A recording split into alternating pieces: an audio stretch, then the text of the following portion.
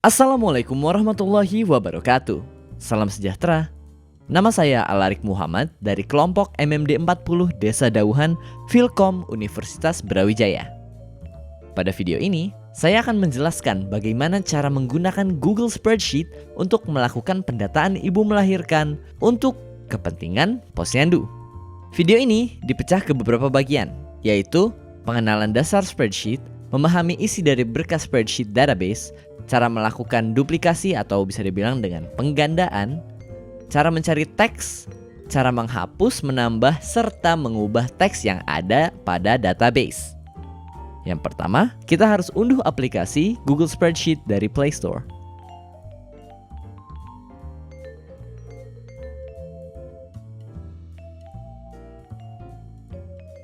Jika sudah diunduh, maka buka aplikasi Spreadsheet dan daftar di sebelah kanan atas layar.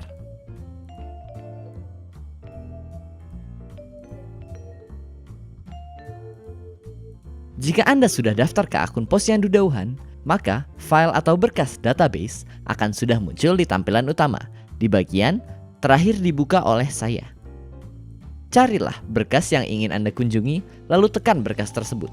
Dalam kasus ini, kita akan membuka berkas database ibu melahirkan atau NIFAS.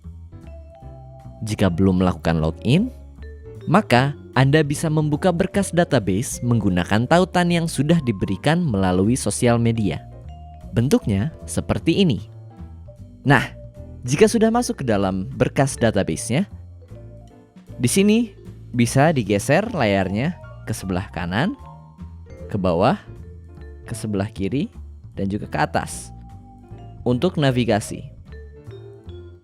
Selain itu, tampilan juga dapat diperbesar dan diperkecil dengan posisi mencubit keluar ataupun ke dalam, seperti ini.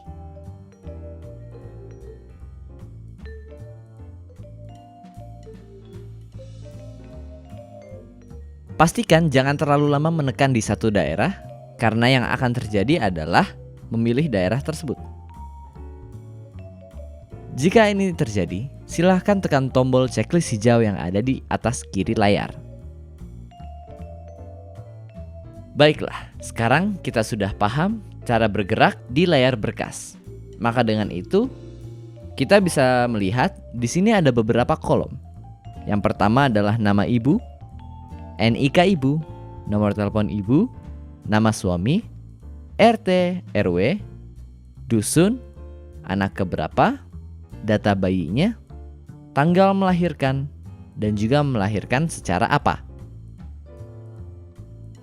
Pada kolom nama ibu, di sini kami diminta untuk mengisi nama ibu yang telah melahirkan.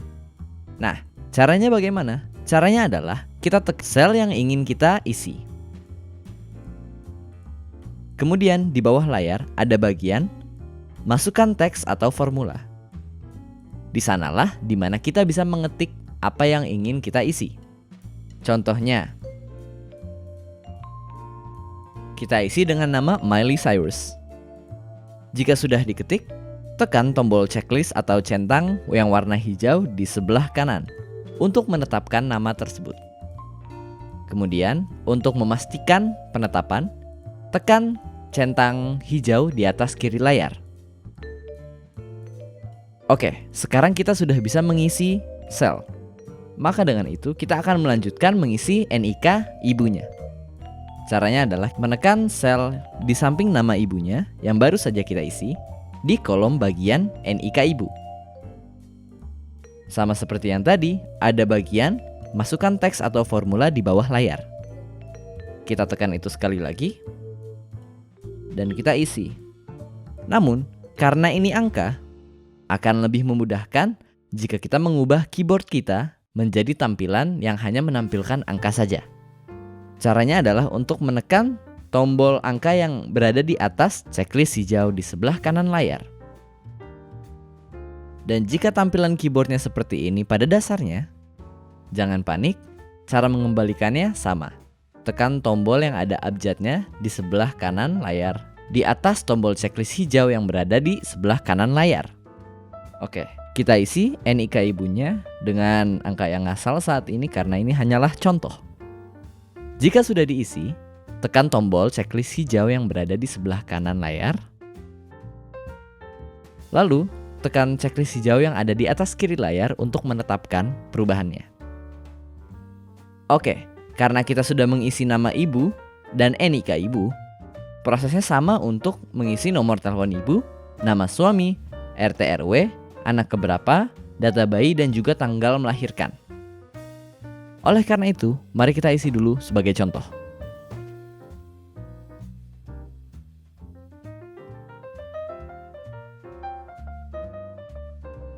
Baiklah, kita sudah mengisi sampai tanggal melahirkan. Yang harus kita perhatikan, tanggal melahirkan formatnya seperti ini.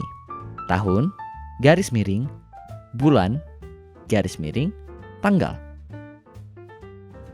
Baiklah, semuanya sudah kami isi, sisa 2 yang belum. Dusun dan melahirkan secara apa? Cara mengisi ini mudah sekali. Caranya adalah menekan kotak abu-abu yang berada di barisan yang ingin kita isi. Setelah itu, akan muncul tampilan di bawah daftar pilihan dusunnya. Ini sudah disetel oleh panitia yang membuat berkas database spreadsheet ini. Tugas kita hanyalah memilih dusun yang benar untuk ibu melahirkan yang sedang kita catat. Misalnya, Duren Utara. Jika sudah dipilih, sekali lagi tekan tombol centang hijau di atas kiri layar. Prosesnya sama persis untuk mengisi yang melahirkan secara apa. Sekali lagi, kita tekan kotak abu-abu. Lalu kita pilih antara 2 pilihannya, normal atau sesar.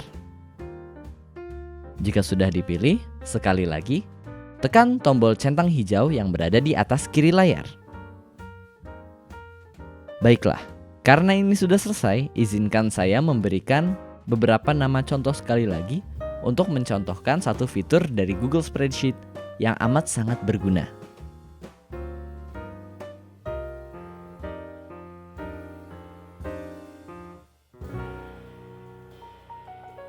Baik, saya sudah mengisi 3 nama lagi.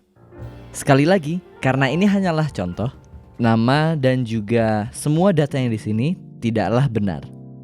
Namun ketika Anda mengisi, mohon dicek sekali lagi agar datanya benar. Baik, satu fitur dari Google Spreadsheet adalah untuk mencari teks yang ada di dalam berkas database tersebut. Misalnya, kita ingin mencari nama Taylor Swift tanpa mencari secara manual. Caranya mudah. Tekan tombol titik 3 yang ada di atas kanan layar. Kemudian, tekan tombol yang berjudul Cari dan Ganti. Kemudian, kita bisa mencari nama, NIK, nomor telepon, atau apapun yang ingin kita cari, dan spreadsheet akan melakukannya secara otomatis. Jika sudah diketik dan ada tanda 1/1 di sampingnya, berarti yang kami ketik ada pada database. Bisa dilihat dari sini, nama Taylor Swift ada di nomor 2. Fitur ini amat sangat berguna ketika nama ataupun datanya ada banyak, contohnya lebih dari 10, yang menyulitkan kita sebagai manusia untuk mencari tanpa bantuan teknologi. Jika sudah ditemukan, maka tekan tombol centang hijau di atas kiri. Selain nama, fitur ini juga bisa mencari NIK, nomor telepon, nama suami, dan seterusnya. Proses untuk mengubah data yang sudah dicatat sangatlah mudah karena tidak berbeda dengan menambah data. Caranya adalah menekan data yang ingin kita ubah. Contohnya, nama ibu nomor 3, Idina Menzel, ingin kita ubah. Kita tekan, kemudian di bawah terlihat ada teks yang sama dengan data yang ingin kita ubah, yaitu Idina Menzel. Kita tekan teks tersebut, kemudian bisa kita ubah datanya.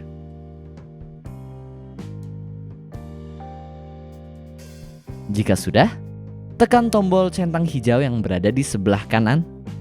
Kemudian centang hijau yang berada di sebelah atas kiri layar. Dengan itu, data berhasil diubah dan disimpan. Bagaimana jika kita ingin menghapus? Caranya adalah kita menekan data yang ingin kita hapus, misalnya nama ibu nomor 4, Becky Lynch. Kemudian kita tekan sekali lagi. Nah, akan muncul sekumpulan tombol, salah satunya adalah hapus. Jika tidak ada, maka tekan tombol titik 3 yang berada di sebelah kanan kumpulan tombol tersebut. Jika sudah dihapus, maka sekali lagi tekan tombol centang hijau di atas kiri layar. Jika ingin menghapus lebih dari satu, maka kita tekan dari mana hingga mana yang ingin kita hapus. Contohnya, untuk nomor 4 ingin kita hapus semua, mulai dari nama ibu yang sudah kita hapus tadi, ke NIK ibu, ke nomor telepon, nama suami, RT RW, dusun, anak keberapa, data bayi, tanggal melahirkan, hingga melahirkan secara apa ingin kita hapus. Caranya, mulai dari NIK ibu kita tekan sekali. Kemudian bisa dilihat pada kotak hijau di ujung atas kiri dan juga bawah kanan terdapat lingkaran hijau. Kita tarik salah satu lingkaran tersebut ke arah yang ingin kita pilih. Dalam kasus ini, kita ingin memilih dan menghapus data-data yang berada di kanan data ini.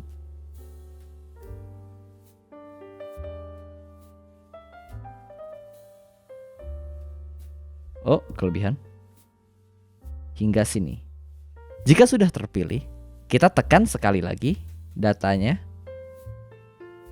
dan kita tekan hapus. Dan jika sudah dihapus, sekali lagi tekan tombol centang hijau di atas kiri layar. Kita bisa perkecil layarnya untuk melihat keseluruhannya. Dan kita melihat sudah tidak ada data lagi. Nah, jika kita ingin mengulang atau misalnya yang kita hapus ternyata salah, kita bisa menekan tombol panah yang melingkar ke kiri yang ada di atas. Tombol tersebut fungsinya untuk mengulang apa yang telah kita lakukan. Dalam kasus ini kita telah menghapus, maka jika kita menekan tombol tersebut, hapusannya akan dipulihkan. Seperti itu.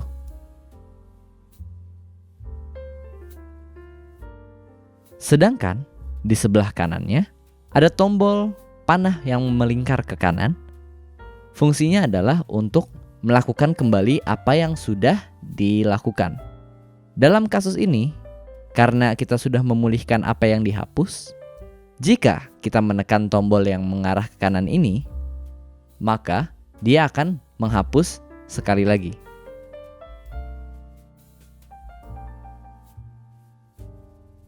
Begitu. Nah, apabila datanya sudah benar, maka database untuk bulan ini sudah selesai. Namun, kita masih membutuhkan berkas database untuk bulan-bulan ke depannya. Tidak hanya untuk 1 bulan. Nah, caranya adalah dengan menggandakan halaman yang sedang kita otak-atik saat ini menjadi halaman untuk bulan-bulan ke depannya. Kita buat untuk bulan Februari. Caranya adalah melihat di bawah layar ada tombol penanda halaman yang berjudul bulan dalam kasus ini. Maka yang pertama, mengubah nama judul tersebut menjadi bulan yang sedang kita otak-atik. Contohnya, dalam kasus ini adalah bulan Januari. Kita tekan tombol tersebut. Kemudian kita cari tombol yang berjudul ganti nama.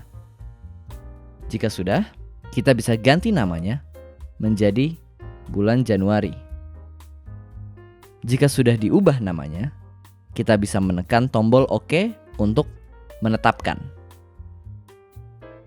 Nah, judul tersebut sudah ditetapkan, maka dengan itu halaman ini adalah halaman untuk bulan Januari. Nah, bagaimana cara untuk membuat halaman untuk bulan Februari, Maret, April, dan seterusnya? Caranya adalah dengan menggandakan halaman ini. Cara menggandakannya adalah sekali lagi kita menekan tombol halaman Januari atau bulan apapun yang terbaru. Kemudian ada tombol yang berjudul duplikasikan. Fungsi tombol tersebut adalah untuk menggandakan halaman yang sedang kita pilih. Dalam kasus ini, halaman Januari. Nah, jika sudah dapat dilihat, ada halaman baru yang berjudul Copy of January. Karena kita ingin menjadikan Copy of January ini menjadi halaman Februari, kita harus mengganti namanya dan juga menghapus datanya. Cara mengganti namanya sama seperti yang tadi. Kita tekan tombol Copy of January ini. Kemudian kita tekan tombol yang berjudul ganti nama. Kita ganti namanya menjadi Februari. Kemudian kita tekan tombol OK untuk menetapkan perubahannya. Lalu kita bisa lihat Januari dan Februari sudah dipisahkan. Nah, namun karena di halaman Februari ini masih mencerminkan data yang ada di halaman Januari, kita harus menghapus semua data yang ada di halaman Februari. Caranya sama seperti yang tadi. Kita tekan 1, melihat ada lingkaran hijau, kemudian lingkaran tersebut kita tarik sampai ujung. Kemudian kita tekan sekali lagi dan kita hapus. Kemudian setelah itu kita tekan centang hijau di atas kiri layar dan selesai. Data untuk halaman bulan Februari sudah hilang. Maka dengan itu Januari dan Februari menjadi dua halaman yang berbeda. Hal yang sama dilakukan juga kepada bulan-bulan selanjutnya seperti Maret, April, Mei, dan seterusnya. Jika sudah melakukan pengisian data, jangan lupa pastikan lagi semua datanya benar. Pastikan juga semua perubahan sudah disimpan. Jika sudah, maka kita dapat keluar dari berkas database dengan cara menekan tombol kembali, panah ke kiri di atas kiri layar.